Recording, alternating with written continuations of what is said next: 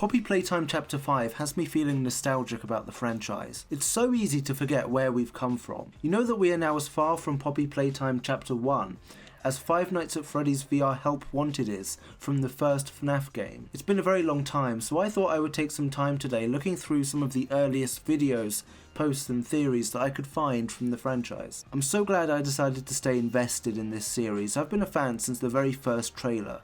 Where else is there to begin? Why not start with the earliest thing? It's been a while since I've seen this. Let's give it a watch. The first update. I remember they've given it a lot of graphical updates since then. Is that the outside? I remember a lot of people compared the grab pack to the portal gun when it was first announced. I always love what it did with the text. Actually, there were a few of those areas that I couldn't, fully register with a glance. It's quite interesting.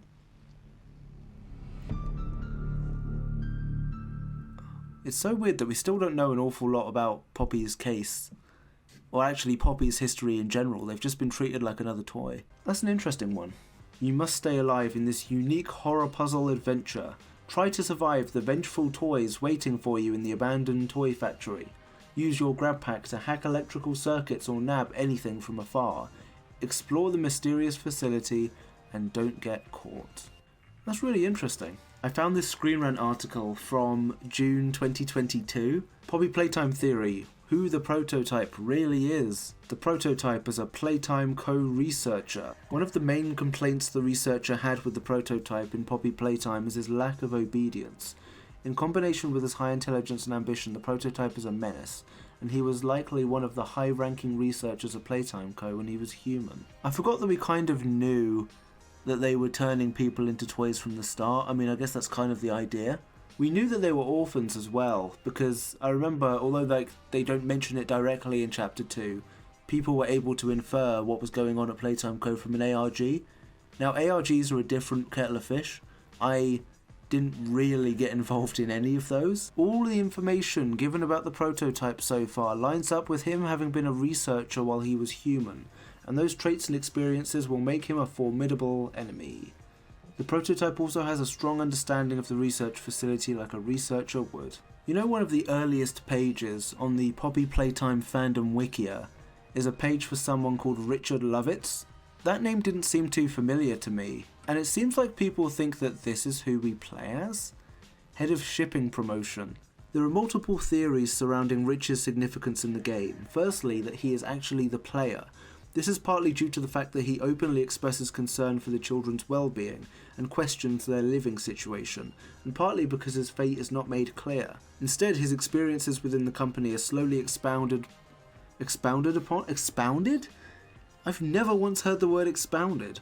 Rich became the head of shipping, so he was important in Playtime Co., but he likely did not meet Harley Sawyer until the events of Chapter 4. The second theory is the complete opposite, that Rich is actually the prototype. I mean, they were the go-to theories at one point, weren't they? If the character wasn't us, then they were the prototype somehow. It's so weird. Like I say, I just don't remember the name Richard Lovitz. You know, if it turned out in Chapter 5 that we were a character called Richard, I would have just been like, huh? His surname wasn't revealed to be Lovitz until the orientation notebook. It's quite interesting. Oh, well, look at that. His last name was also confirmed in a cassette tape in Chapter 5. So there's still some consistency there. It's quite interesting. Also, Harley specifically asked the player, was there someone you loved here, someone you'd lost? Rich was on very good terms with other employees, but was notably so with Avery, who he kept up correspondence with after his promotion, and Kid, who he protected from punishment. It's likely Rich went looking for either of these individuals and others, because that's the basic premise for the game, isn't it? They were meant to be looking for these missing employees. That has been completely lost. Is Poppy Playtime based off Bendy and the Ink Machine? Eesh. Moving on. Disturbing Poppy Playtime Chapter 2 monster theory explained by MatPat. Okay, so this is a Screen Rant article, but it's just regurgitating what MatPat said in his video. Previously, MatPat theorized this prototype was Huggy Wuggy, but another tape in Chapter 2 has disproved this. If the Claw Hand is set to be the antagonist of Chapter 3, it seems it's likely to be the player's biggest threat yet. MatPat previously assumed Poppy was former Playtime Co-employee Stella Graber, who gave a disconcerting speech about wanting to stay young and childlike forever as a doll could. What happened to that? Here's a theory from 185 weeks ago. I had this theory about PJ in the Poppy Playtime Discord a few hours ago. What if PJ was made from an actual dog, or even a bunch of them? Like, the company could have just used some employees' dogs to make PJ. If so, then that's fucking horrifying to think about. I mean, it's true. I don't know, they're in the same camp as Candy Cat and Cat Bee, that kind of thing. I found a strange thing on Wattpad called Poppy Playtime Theories, Headcanons, etc. It looks like it came out shortly after Chapter 2, but there was a previous version that they deleted, which is quite interesting. Let's see what they got here. In some of the Chapter 2 VHS tapes and notes left by staff, we hear and learn that employees were complaining about a very, very big spider. This includes the red tape, the black tape, and I theorise, the bright blue tape, the one with Jacksepticeye. Of course, we're all led to believe that the spider they're talking about is the only spider we know as of yet, Mummy Longlegs. Yet, as we see a big skeletal hand drag Mummy's torso, head and arm into a dark hallway, I start to doubt whether it was really her that we were supposed to fear all along. Plus, in a note we find where we save Poppy from spider webs and where we must get the last part of the train code, it states all employees must keep at least 20 yards from Mummy Longlegs, so clearly, if this was issued out to employees soon after it was written, all the staff members would know about Mummy. But these employees seem scared, cautious and fearful of the very big spider. I think the very big spider is none other than the prototype or the long-awaited Experiment 1006. And thank you Mob Games for finally revealing that Huggy Wuggy is not Experiment 1006, neither is Kissy. So in conclusion, I believe the very, very big spider is Experiment 1006. Well, that's literally correct. This guy got it right. This guy got it right in 2022. Huh.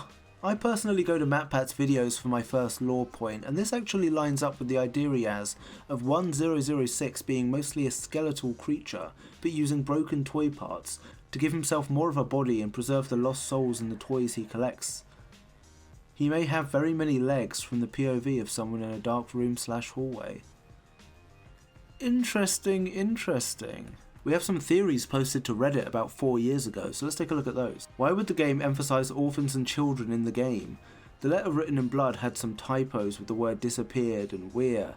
It seems to me that the letter was written by a child, since most adults are knowledgeable enough to not make simple grammatical mistakes. So when Stella said she wanted kids to feel the same experience, does she simply want to give them toys, or go the extra step and provide them with an incessant childhood? Okay. I believe that Chapter 1 is more of a prologue rather than an actual chapter. It was more of an introduction to the game mechanics and storyline, so I do not think that our story will continue on with the current protagonist, but an employee stuck within the facility. The letter said we're still here, meaning some are still alive.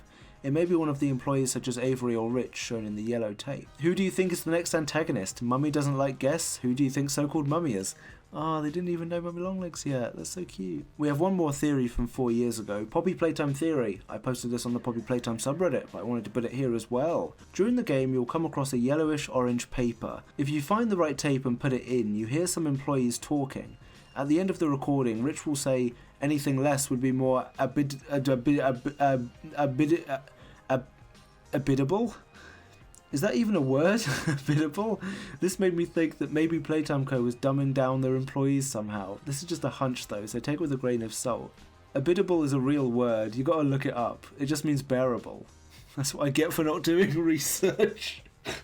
And that's the only comment on the entire post. We're going back to week 1 of the game's release now on someone's WordPress blog. A few days ago we got a brand new horror role-playing puzzle game from Mob Games set inside an abandoned toy factory where its creations have come to life with malicious intent titled Poppy Playtime. This game was so fun, creative and genuinely terrifying that I just had to talk about it. So today we'll be taking a closer look at this new horror title to try and learn the whole story and uncover whatever mysteries are hiding behind the machinery at this twisted factory. There was one point in particular I wanted to show you. From all the evidence given in this first chapter of the game, I think this is a story about some kind of human experimentation.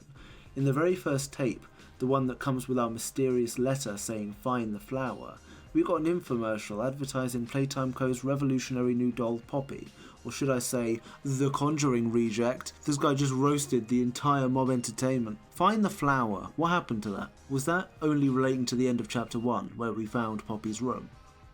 Or does that mean more? I don't know. Yeah, it's quite difficult to look for posts and things from the early Poppy Playtime era. One of the methods I used while preparing for this video was Google's custom search range. So I went from anything posted October 2021 to I think August 2022 or something like that. But yeah, it's interesting. If you've been a long-time fan of the Poppy Playtime franchise, let me know some of your memories, or some of the posts you've seen, or some of the early theories you've seen or had. And honestly, subscribe if you'd like. I'm Kirbyster Plays, I'd love it.